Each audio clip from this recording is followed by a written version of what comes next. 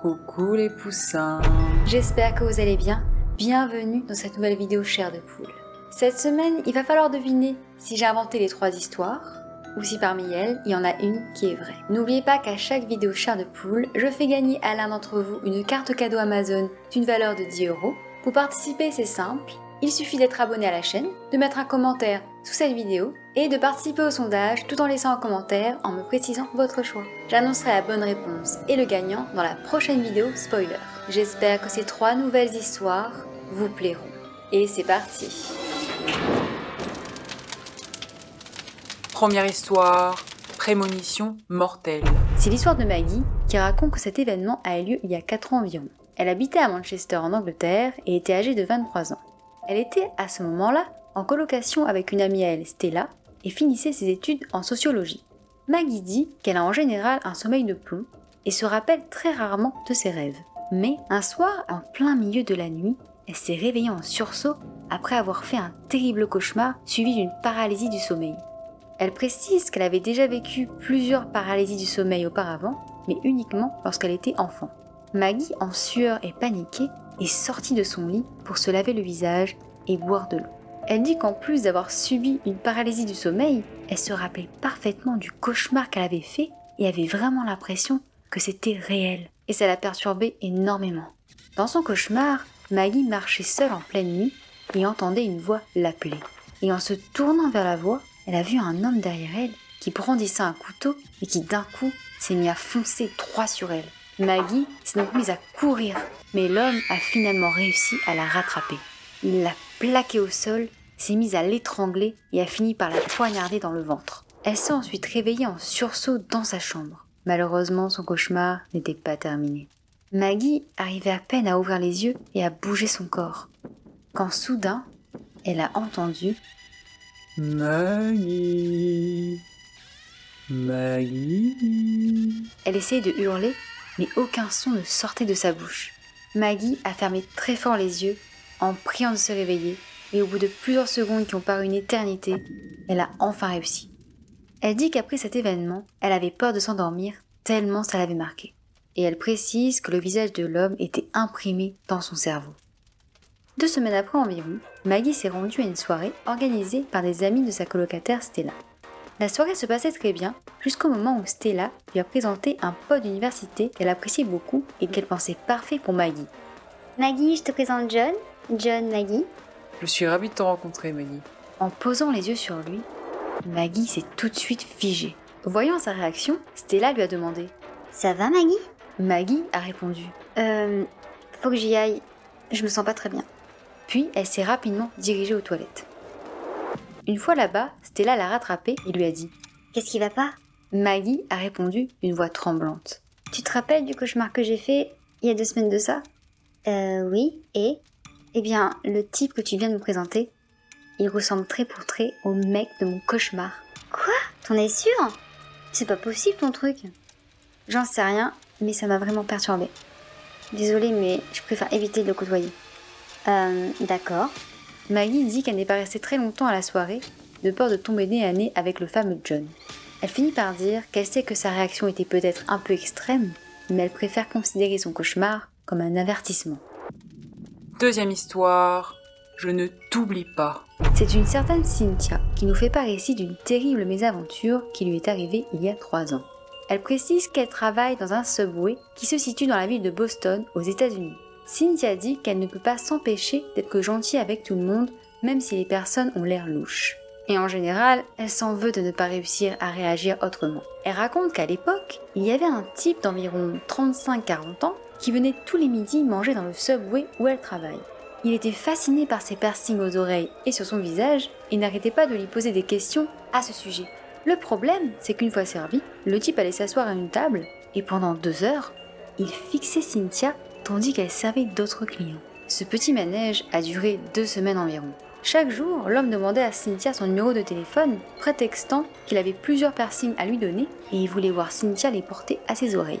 Et bien sûr, à chaque fois, elle refusait poliment. Un jour, Cynthia était seule dans le Subway car sa manager avait un rendez-vous important à la banque. Comme il n'y avait quasiment aucun client, Cynthia était assise dans l'arrière-salle et se détendait sur son téléphone. À un moment, elle a entendu le bip de la porte d'entrée retentir. Elle s'est donc dirigée à l'avant du restaurant, mais elle n'a vu personne. Quelques secondes après, le téléphone du restaurant a sonné et Cynthia a donc décroché. Bonjour, bienvenue à Subway. Comment puis-je vous aider? Tu es bien la fille avec les beaux piercings? Oui. Qui est à l'appareil? Tu es seule dans l'arrière-salle?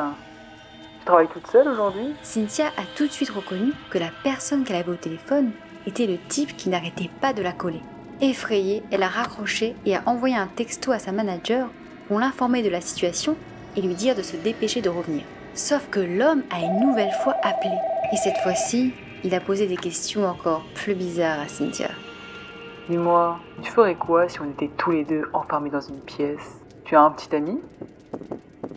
Pourquoi tu te fais désirer comme ça? Quelques minutes plus tard, sa manager est enfin revenue et Cynthia lui a tout raconté.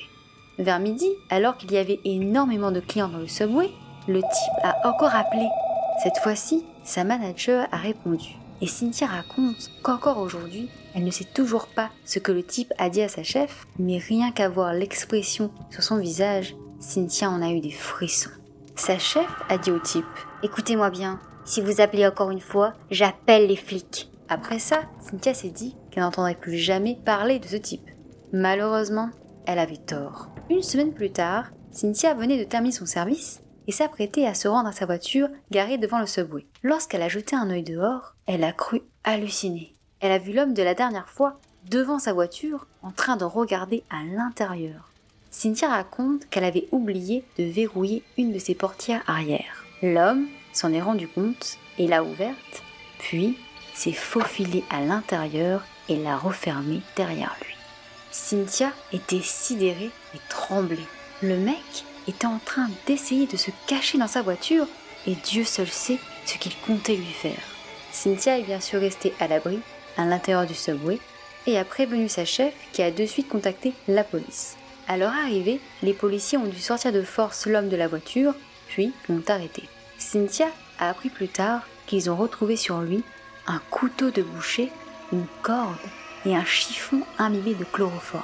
Cynthia finit par dire que si elle n'avait pas jeté un œil dehors avant d'aller dans sa voiture, elle serait sûrement morte aujourd'hui. Troisième histoire, le monstre sous le lit. Mathias nous partage ici un souvenir qui remonte au début des années 2000. À l'époque, il avait 17 ans et vivait avec ses parents dans la ville de Calgary, au Canada. Il raconte qu'il était fils unique et que ça arrivait quelquefois que ses parents partent tous les deux en week-end et le laissent 2 jours seul dans la maison. Ça ne dérangeait pas Mathias, au contraire, il était très content car il pouvait inviter des potes à lui et faire ce qu'il avait envie. Un week-end donc, ses parents étant absents, il a invité un copain à lui, Steve, à venir chez lui vendredi soir pour jouer aux jeux vidéo. Tout se passait très bien, jusqu'au moment où la télévision sur laquelle était branchée la console de jeu s'est brusquement éteinte. Mathias a donc cherché la télécommande pour pouvoir la rallumer, mais après avoir regardé partout, il s'est donc résolu à appuyer sur le bouton de la télévision pour la remettre en marche. Plusieurs minutes après, la télé a à nouveau cessé de fonctionner. Et cela s'est produit 5 ou 6 fois de suite. Son pote Steve et lui trouvaient ça vraiment bizarre. Ce qui a commencé à devenir vraiment agaçant, c'est lorsque la lumière du salon s'est mise elle aussi à s'éteindre toute seule. Au bout d'un moment, Steve a dit à Mathias « Il y a des problèmes de courant chez toi ou quoi ?» Mathias lui a répondu « Non, je crois pas. Faudra que j'en parle à mes parents. Hein. » Plus tard dans la soirée, alors qu'il venait de poser 2 verres sur la table de la cuisine pour les remplir de soda, Mathias est allé aux toilettes. En revenant, les 2 verres avaient disparu. Il a alors dit à Steve « Hé, tu me fais une farce ou quoi ?» Steve lui a répondu De quoi tu parles? Bah, les 2 verres sur la table de la cuisine ont disparu. C'est forcément toi qui les as pris. Ah non, j'ai rien touché. T'es sûr que tu les avais sortis? Bah ouais. C'est trop bizarre. Pour Mathias, ça faisait beaucoup de choses étranges en une soirée. Mais bon, il a essayé de plus y penser et ils ont continué à jouer aux jeux vidéo. Vers 1h du matin, Mathias et Steve ont décidé d'aller se coucher. Steve est resté dans le salon pour dormir dans le canapé convertible, tandis que Mathias est monté dans sa chambre.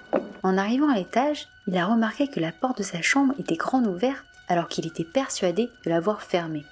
En y entrant, Mathias a eu comme un sentiment de malaise, comme si quelque chose clochait. Mais en regardant autour de lui, rien n'avait l'air d'avoir bougé dans sa chambre. Quelques heures plus tard, alors qu'il dormait profondément, il a été réveillé par un bruit de ronflement. Au début, Mathias pensait qu'il entendait les ronflements de Steve depuis le salon. Mais après quelques secondes, il avait l'impression que ça venait de son oreiller. Mathias s'est redressé et a allumé sa lampe de chevet pour mieux voir autour de lui et s'est concentré sur le bruit qui s'est subitement arrêté. Le fait que le ronflement s'est pile poil arrêté au moment où il a allumé la lumière a beaucoup stressé Mathias. Il s'est donc levé pour aller voir Steve au rez-de-chaussée. Mais au moment de poser le pied par terre, il a senti quelque chose de chaud lui attraper la cheville. Submergé par la terreur, il a baissé les yeux et a vu une main agrippée à son pied. Mathias a alors hurlé et a bondi vers l'avant, se libérant ainsi de l'étreinte de la main. Il a alors claqué la porte de sa chambre et est descendu en courant dans les escaliers. Il a rapidement réveillé son pote Steve et l'a traîné en dehors de la maison. Pieds nus, ils se sont mis à courir en direction de la maison des voisins. Arrivés devant la porte, ils ont tambouriné comme jamais. Les voisins que Mathias connaissait très bien les ont accueillis et ensemble, ils ont contacté la police. Lorsque la police est arrivée, l'individu avait disparu. Mathias raconte qu'un homme a été retrouvé plusieurs semaines après dans la maison d'une autre personne qu'il a tenté de violer et il pense que c'est le même individu. Dans les jours qui ont suivi, Mathias a réalisé que c'était forcément cet homme-là qui avait joué avec eux toute la soirée et que c'était donc lui qui avait pris la télécommande, joué avec la lumière et caché les verres. Mathias finit par dire que depuis ce jour-là, ses parents ont fait installer un système de sécurité pour se prémunir de ce genre d'événements. Voilà, j'ai terminé de vous raconter les 3 histoires. J'espère qu'elles vous ont plu. Si c'est le cas, n'oubliez pas de mettre un j'aime à cette vidéo et de me dire dans les commentaires quelle est celle qui vous a fait le plus peur. N'oubliez pas de vous abonner à la chaîne si ce n'est toujours pas fait et d'activer la petite cloche pour ne pas rater mes vidéos. Et si cette vidéo vous a vraiment plu, n'hésitez pas à la partager autour de vous. Et puis si ça vous dit, j'ai 2 comptes Instagram, Lily Chobit et les histoires de Lily Chobit. N'hésitez pas à vous abonner. Et maintenant, c'est à vous de jouer. Vous pouvez retrouver un lien vers le sondage sous cette vidéo ou dans les commentaires. Si le sondage est terminé, vous pouvez accéder à la vidéo spoiler en cliquant ici, sur ce lien. La citation du jour est « Le malheur semble préférer les gens qui le craignent ». Je vous dis à bientôt dans une prochaine vidéo flippante. Au revoir les poussins.